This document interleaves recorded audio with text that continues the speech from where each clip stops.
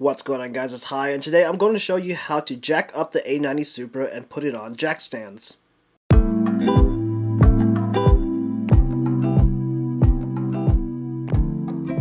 Before we get started, I wanted to show you the jack and stand positions as indicated by Toyota in the official workshop manual. I've seen some people argue about where you can and cannot jack up from, so here's the official word from the manufacturer.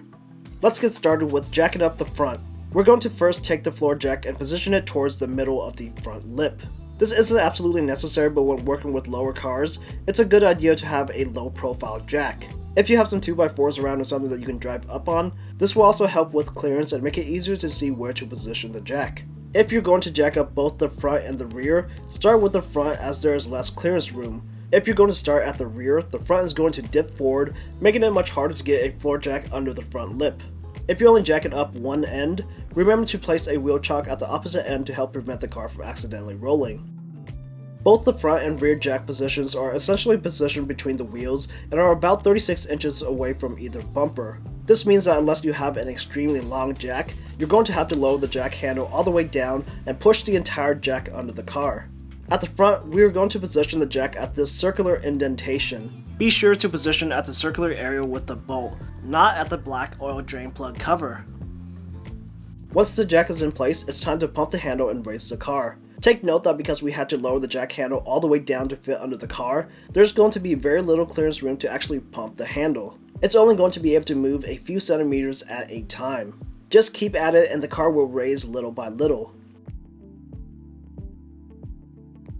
As the car raises, there will be more clearance room for the handle and everything will lift much quicker.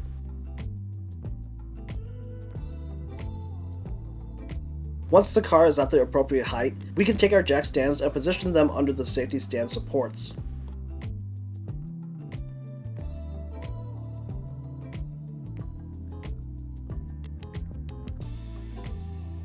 The jack stand locations are indicated on the side skirts by these little arrow indentations. If you're unaware, the Supra uses a support housing similar to many other BMW and Mini Coopers. This housing is plastic and can warp and deform if used improperly.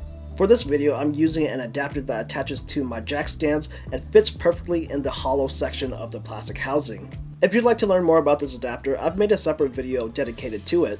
I highly suggest that you watch that video and invest in these adapters, as they are the best way to support the Supra that I've seen.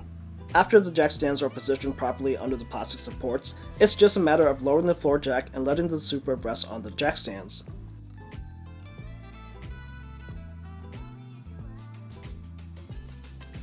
Let's move on to the rear.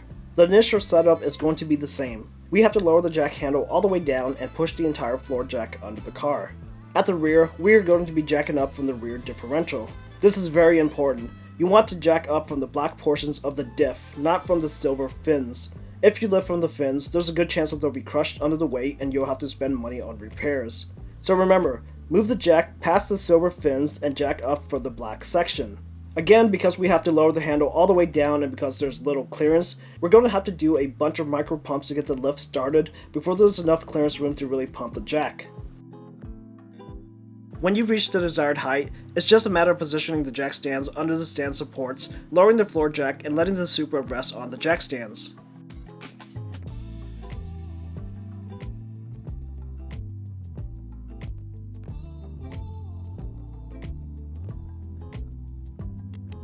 And that's it! The Supra is now properly seated on some jack stands. Not going to lie, this is a pretty tedious process, and I would have to say that the A90 Supra is the most annoying car that I've ever had to put on jack stands. But once you understand the process, things go by pretty quickly. Just be sure to jack up from the appropriate points so you don't end up inflicting damage to your own car.